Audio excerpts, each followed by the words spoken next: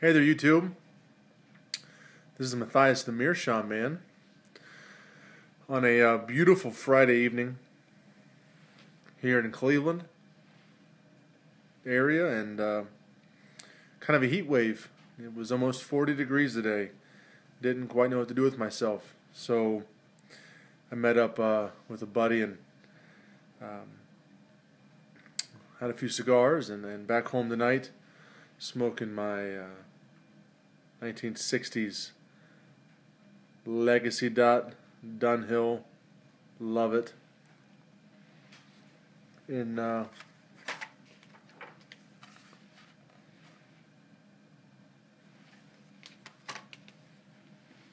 what's left of that 10, I believe it was I'm not sure the date on the 10. It's old, and it came from a buddy of mine, and did a video on it a long time ago. Ben, he's a pastor. He's actually now president of a seminary out in California, I think Golden State Seminary. He's a good man, and I thank him for that. It was a great gift to me. Really good tobacco. But over here on this side of the man cave tonight, where my pipes are located in this cabinet, some of them, and some on the bottom, and see one of my Meerschaums is out.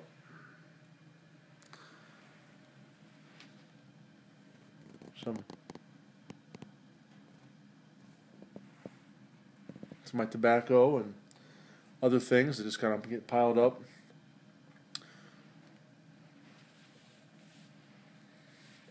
So I was able to meet up with my buddy Chris again. We went down to Medina Cigar and Tobacco, and I ended up having a chance to smoke 2 cigars this evening. We had a great time together. Spent about 3 hours in that beautiful store. I had I think it was a Sam Licia cigar. It was on the smaller side, but it was a Kentucky Fire Cured, and it was good. It wasn't what I expected, but it was still really good. And then they talked me into having one of those Blue Mountain cigars, the L3 again. That was a good cigar. My buddy Chris, who you met in another video, he is in town because he is currently one of the strength and conditioning coaches for the Cleveland Browns.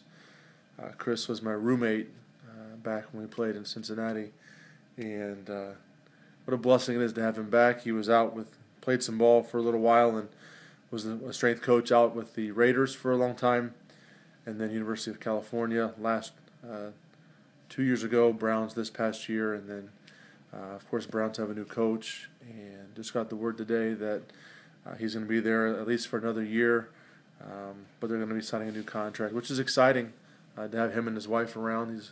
He's a good man. Good man.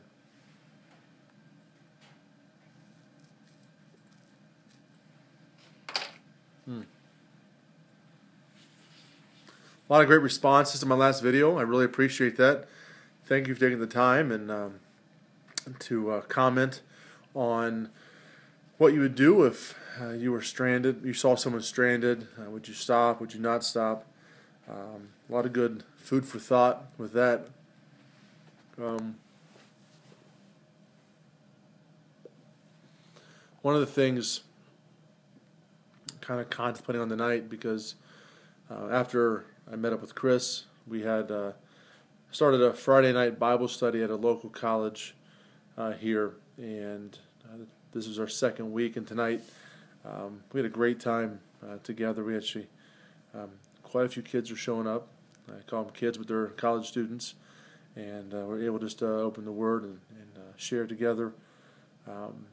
Tonight I kind of gave them 3 good points to help them through some early things in college this semester, and kind of walk through 1 Kings, where we have the story of Solomon and a man who was given great wisdom throughout the land and much wealth, and was able to build the temple, and just was well renowned with the people of his day, king among kings. Yet we see that he failed miserably in his obedience to God, and did a lot of things he shouldn't have done, like have a bunch of wives, 1,000 to be exact, and they were from all over. They weren't supposed to be, and then he amassed so much wealth, gold and silver like the stone pebbles, and then oddly enough, he wasn't supposed to be getting any horses from Egypt, but he did that too.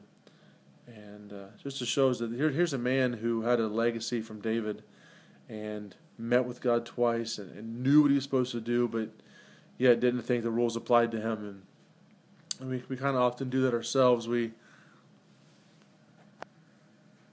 heed warnings from other people. We hear the word being preached, and we just kind of pass it through as if it doesn't mean anything to us, because you don't know my situation.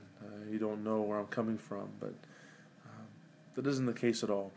We need to heed God's word and obey and to live according to His word, so that we can, as 1 Peter chapter 3:15 says, we're able to give an account for the hope that is in us, which is a wonderful testimony. So it was just a good evening. But thanks for listening to me ramble for a second. Just wanted to share with you what a great day I had. 2 cigars and a nice little Dunhill pipe this evening. Just want to make a video I didn't get to earlier tonight. So anyway, hope you guys have a great week.